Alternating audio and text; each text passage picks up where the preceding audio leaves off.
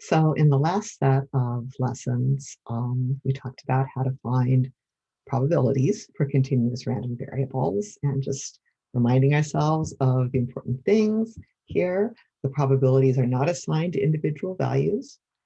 We assign probabilities to intervals. So we could say something about the probability that x is between two values, even if we can't say assign a probability to an exact value of x. And the function that we use to assign those probabilities to intervals is the cumulative distribution function, the function that gives us the area under the PDF. Okay, so that's what we did last time. And in this set of lessons for today, one of the things we're going to do is we're going to talk about the moments of continuous random variables, okay, finding the expected value and the variance. Okay, so as I was doing, let's start with thinking about how we find expected value for a discrete random variable. Okay, so in that case, we want to have the expected value of x. Well, what did we do? We just summed over all the values I that variable could take. Probability times the possible value. Okay, so x takes values x1 to xn. We sum up the probability of x times x over 1 to n. For the continuous random variable, I'll just write the analogous equation, and I hope you'll see how similar it is, really. For a continuous random variable, the expected value is the integral of x times its PDF with respect to x. Okay, so it's got this same basic form. We're taking the values of x here, and we're multiplying them, in this case, by the probabilities, by things we would get from the probability mass function. And in this case, the PDF, the thing that's not quite assigning probabilities, but is giving us a sense of where cumulative probabilities are increasing faster or slower.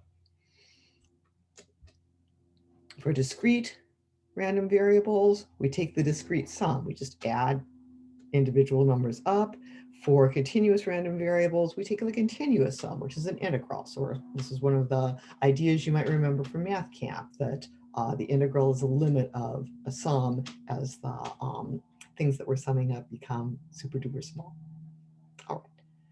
So this analog between discrete random variables, where we have things based on sums, and continuous random variables where those sums turn into integrals, that's going to help you when you see expressions that have a whole bunch of integrals in them, recognizing them as, oh, that's a cumulative probability. Oh, that's an expected value. Oh, that's a variance. Usually, or a covariance.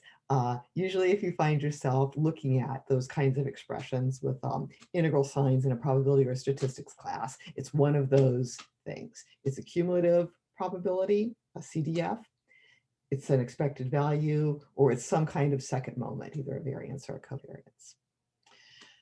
Okay, so one thing I want to do is contrast the expected value for my continuous random variable here. Contrast the expected value with the CDF, because that's the other thing that we get from integrating, right? So if we want the cumulative probability evaluated at b, that's the probability that x is less than b. Remember that that is the integral negative infinity of b of x. I might go ahead and put my limits of integration here just to be consistent. All right, so the difference here, the difference between these integrals, there's two, but the big one is that this one has the x multiplying the PDF. If you have the realization, the possible value here, multiplied by the PDF, probably an expected value. If it's a function of that random variable multiplied by the PDF, it's probably the expected value of the function. If you have just the PDF here that you're integrating, then it's a cumulative probability. So just to maybe heighten that contrast and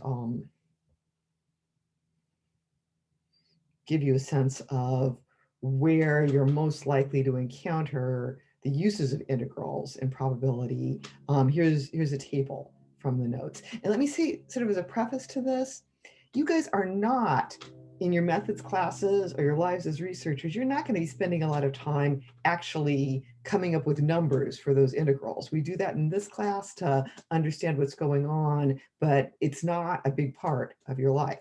What will be a big part of your life is being able to read material that has expressions like these guys in them and look at that and say, oh, that's a cumulative probability. Oh, that's an expected value. Oh, that's a variance. So picking apart the symbols and understanding what they mean, that's really the important thing going forward. And by putting the continuous expressions next to their discrete counterparts, again, I hope you can see how if the integral sign starts to throw you off, you can just remember that is like a sum. That can sometimes be helpful for figuring out what exactly it represents here. So for the CDF, we either add up probabilities in the discrete case, or we integrate a PDF.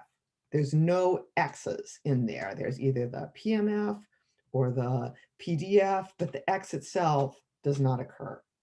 Okay, we're just summing up the probabilities. We're not multiplying them by the possible values. We're just integrating the PDF. We're not multiplying it by the values that X can take.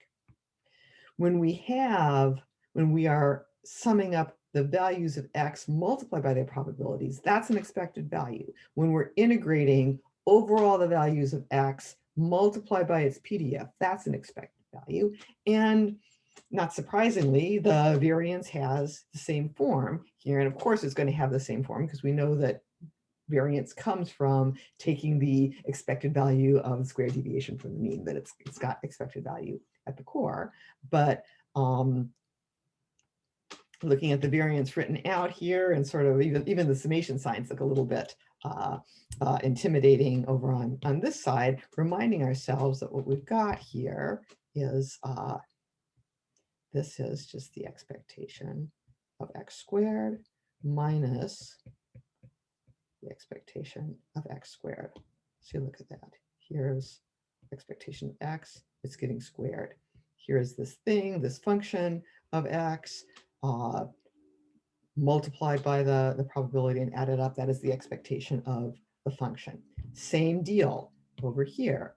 This is the expectation of X squared. I just saw that I did something wrong over on this side. Look what I did. Thing you should never do in 200A, put the square in the wrong place. So going back for a minute to the discrete variance here, this term, this first term, is the expectation of the square of X. Okay, so we're summing up we're taking the probability weighted sum of the squares of X. Of course, this is what we've been doing for the past few weeks. And similarly over here, except this time I wrote it right. The first time I've got the expectation of X squared, integrating it, multiplied by its PDF, minus the expectation